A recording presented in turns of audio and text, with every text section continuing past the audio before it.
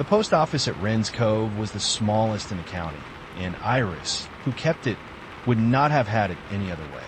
It stood at the top of the harbor where the cobbled street met the sea wall, and from behind her counter she could watch the boats come and go, and the gulls wheel, and the light change over the water through the long, slow hours of the afternoon.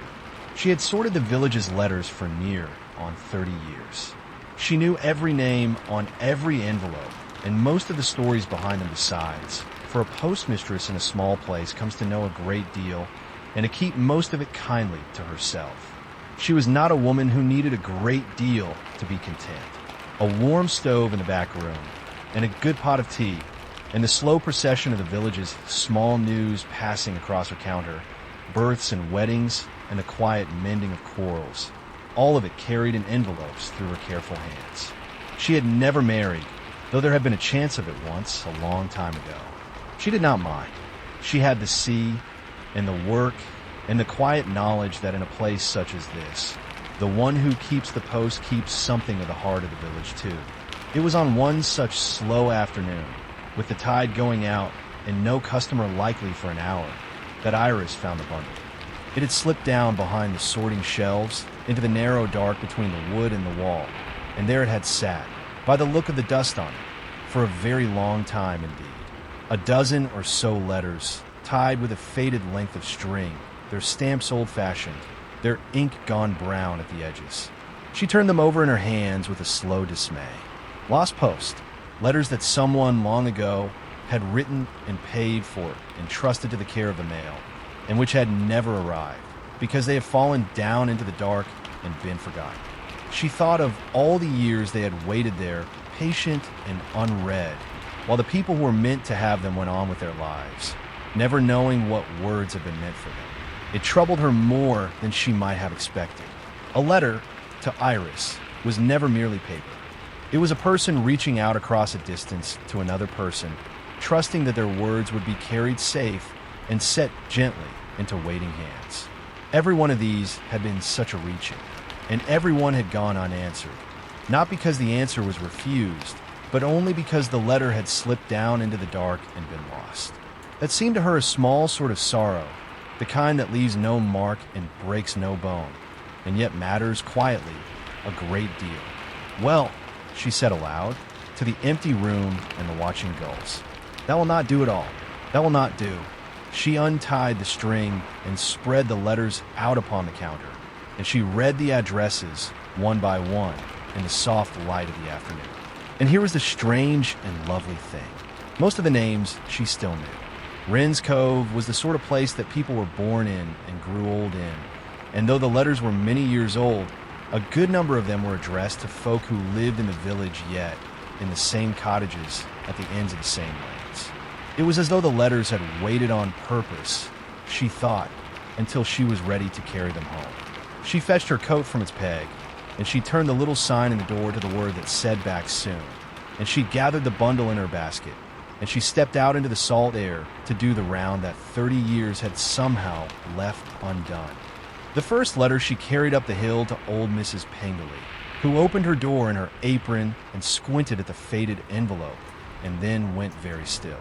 It was from her sister, she said, her sister who had gone across the water to be married and had written, all those years ago, to say she was sorry for the cross words they had parted on, and that she loved her and hoped they might begin again. The sister was gone now these 10 years. But Mrs. Pengelly held the letter to her chest as though it were a warm thing, and she thanked Iris in a voice that was not quite steady, and she said that it was not too late after all, that a kind word was never too late. Not really, not even now. The next she brought to a young couple newly settled in the old Hendra cottage, though the letter was not for them, but for the man who had lived there before, gone now these many years. They did not know him, but they took the letter kindly and promised to carry it on to his family, who had moved only as far as the next valley.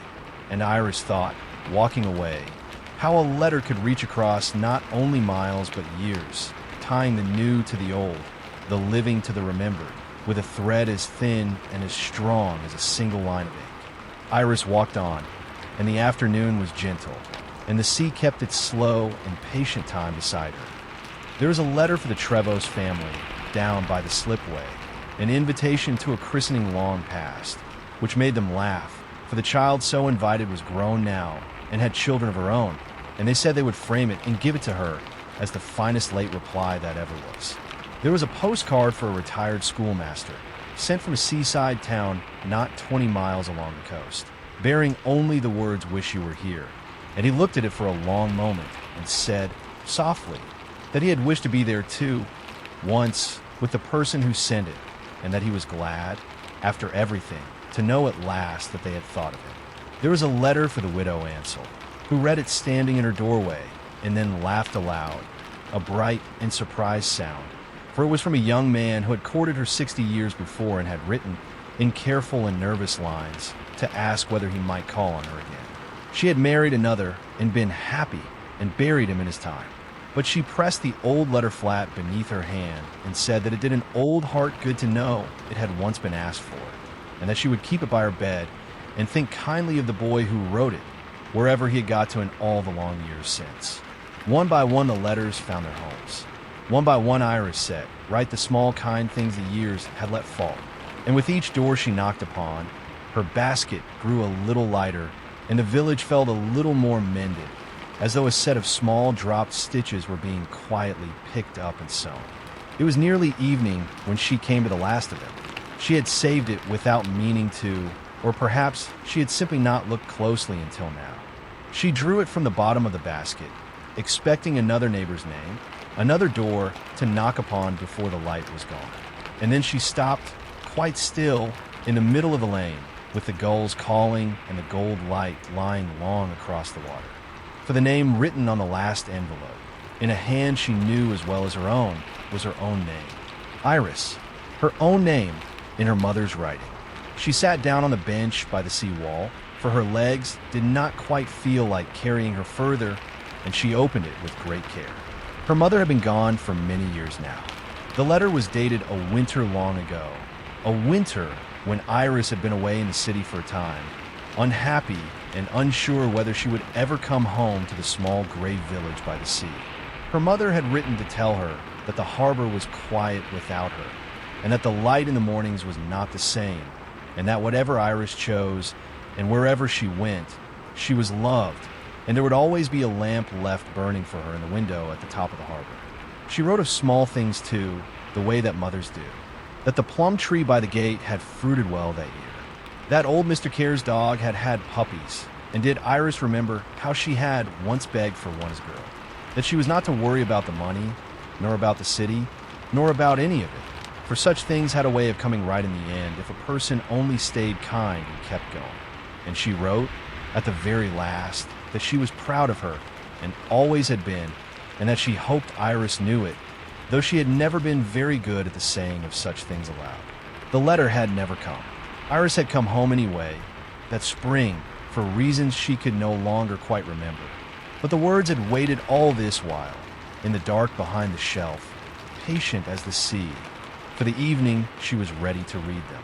She sat a long time with the letter in her lap, and the tide came in, and she was not sad, exactly. She was something warmer than sad. When at last she rose and walked back up the hill, the first stars were coming out over the water, and the village lay quiet and content below her. She let herself back into the little post office, and she did not turn the sign to close just yet. Instead, she set her mother's letter upright on the sill of the window that looked out over the harbor, where the last of the light could reach it. And then she lit the lamp there, the small one she kept for the dark evenings, and she left it burning in the window at the top of the harbor, the way her mother had promised it would always burn. For someone out there, she thought, on some dark water, might yet be looking for the way home. And a lamp in a window is a kind thing to leave for them. It always has been. She made herself a pot of tea, and she sat a while in the glow of it, the lamp and the letter and the dark sea beyond the glass. 30 years she had carried other people's words up and down these lanes, and never once thought to wonder whether any words might still be waiting somewhere for her.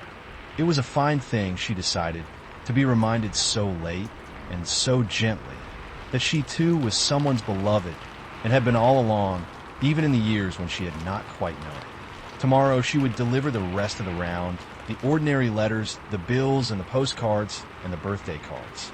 But tonight she would simply sit and let the lamp burn and be glad. Wherever you happen to be tonight, and whatever quiet task is keeping your hands busy, thank you for spending this little while here with us. Rest easy, and whenever you are ready, there will always be another story waiting.